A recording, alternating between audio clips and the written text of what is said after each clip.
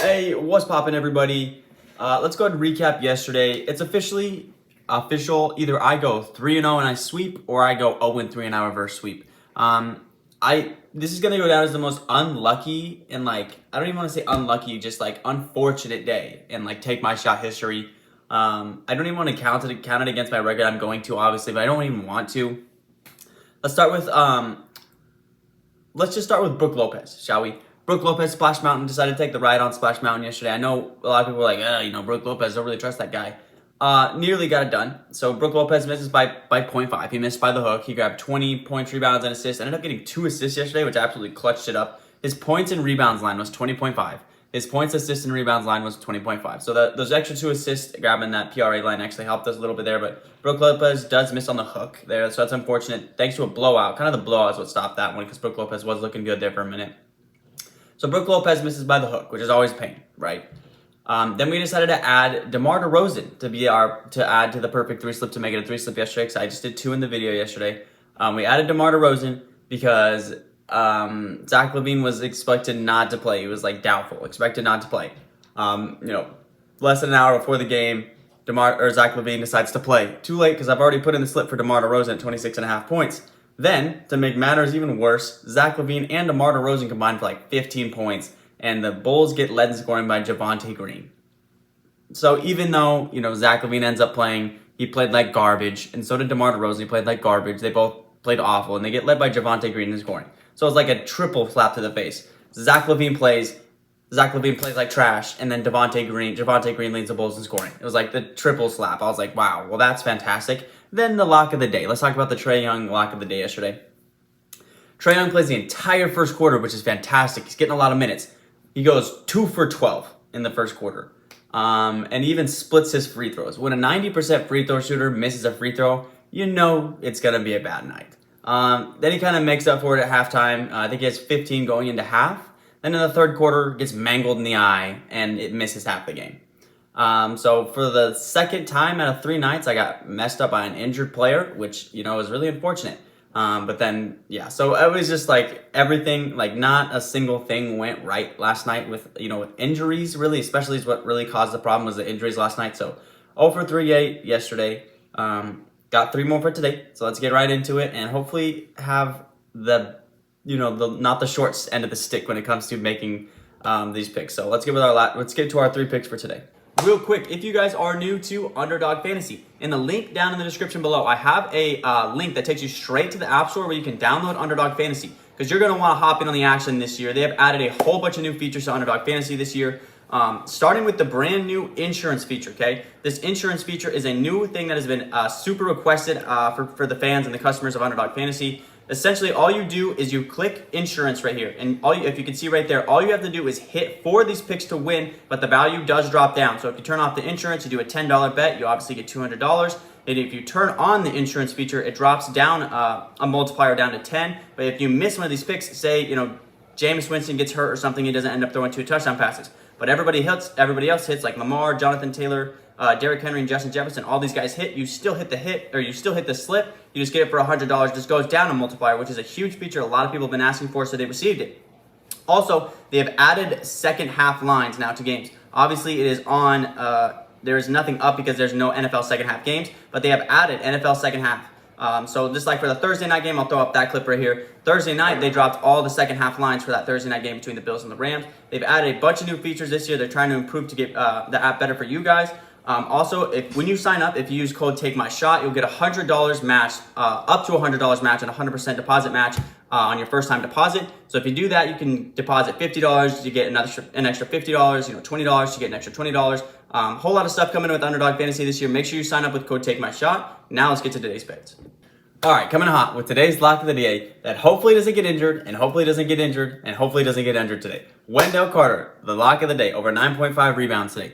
Today's going to be taking on the Golden State Warriors. I'm loving this matchup. There's actually one stat that kind of crazily jumped off the paper for me. Wendell Carter has taken on 5 of the top 10 teams in the NBA that allow the most rebounds to center. He's gone over in 4 out of those 5 games. He took on the Thunder, the Celtics, the Pistons, the Knicks, and the Hornets, who are all top 10 in allowing the most rebounds to centers. The only game he didn't go over in, crazily enough, was the Hornets game. He went over against the Thunder, the Celtics, the Pistons, and the Knicks. So 4 out of those 5 top 10 teams against allowing rebounds to centers, he went over in those games. Guess who else falls into that top 10 category? That would be the Golden State Warriors, who sit at number 6 at allowing the most rebounds to centers. As far as how they fared against centers this year, against starting centers, they actually average a flat 10 rebounds per game.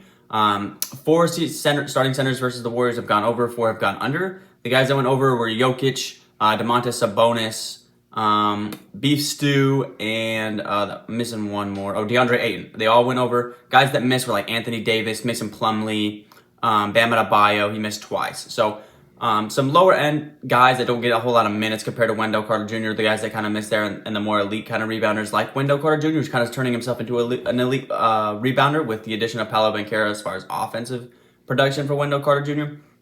I'm really liking that. Last year in the 2 matchups that he did have against the Warriors, he went for 12 rebounds and 8 rebounds, so hit the over in one and just missed the over in the other one.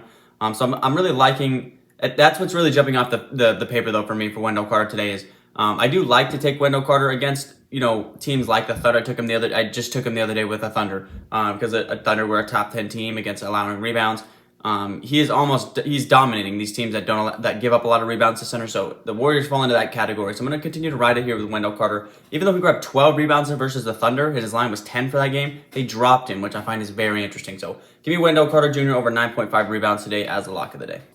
Next up, a candidate for most improved player of the year. A guy that's finally getting on track, which I'm sure a lot of Denver Nuggets fans are very happy about. Give me Michael Porter Jr. today, over 24.5. We're going to points and rebounds. He's finally using his 6'10" frame to grab rebounds, is Michael Porter Jr.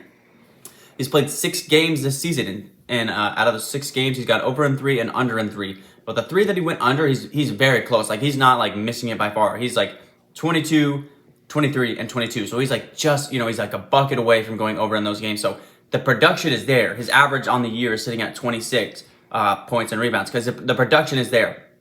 As far as him nearly getting to that 24.5 line. Today he is taking on the Oklahoma City Thunder. In his last matchup just a couple games ago, he did have 28 in that game. The Thunder gave up the 8th most rebounds to small forwards in the NBA. But here's the thing that's kind of crazy is they do allow this second least amount of points to small forwards. When you're looking at the numbers, it kind of makes sense why. It's not necessarily they have a good defense against small forwards. They've just been playing some bad small forwards.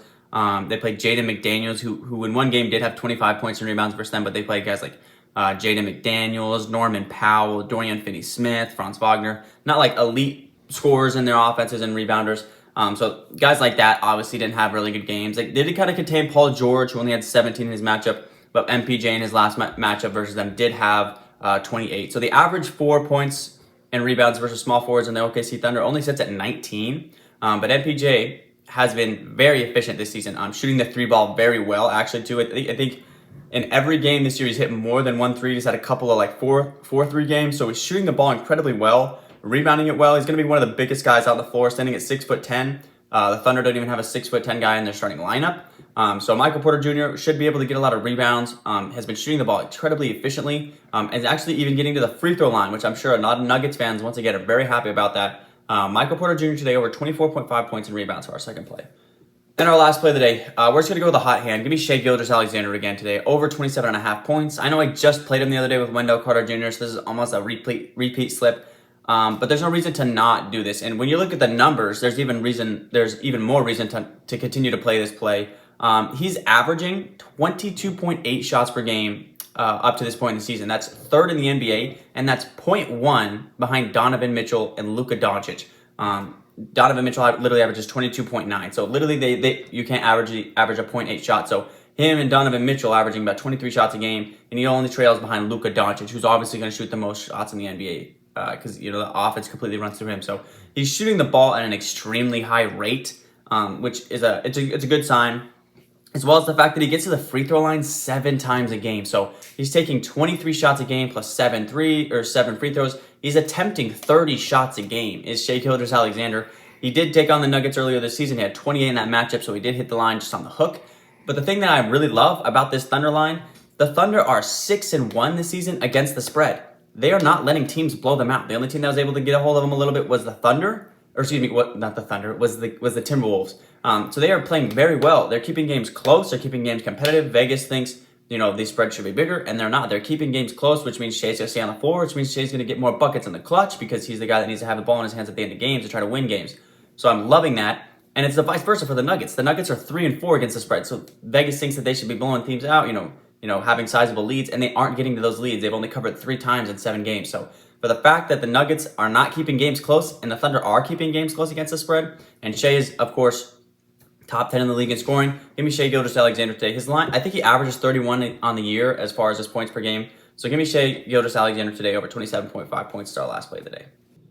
All right, fellas, just 2 NBA games tonight, just 4 teams playing. So let's go ahead and recap our perfect 3 slip. The lock of the day is Wendell Carter over 9.5 rebounds versus the Golden State Warriors. Then we got MPJ Michael Porter Jr. over 24.5 points and rebounds to light it up tonight versus the Thunder. And then give me Shai Gilgeous-Alexander to light it up against the Nuggets over 27.5 points tonight as our perfect 3 slip for today.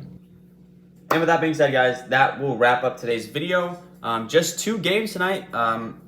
Obviously, that happens a lot of the time after Wednesday because Wednesday is when they play the most of the teams. So not a whole lot of action tonight. So I tried not to force the act, but I did love these 3 picks. When I woke up this morning, I thought I was not going to get that many plays because only 4 teams are playing and I didn't want to force it. But I did really like these 3 plays a lot. The numbers definitely rock with these 3 picks that we've got for today. We are closing in on 3K. I rarely, want you guys to sub and like and all that kind of jazz, but closing in on 3K. We're about 66 away from hitting 3K. I've been at the 2,900, 700 stage for a very long time, so it'd be really cool if we get up to that 3K range and continue our journey of growth on this channel.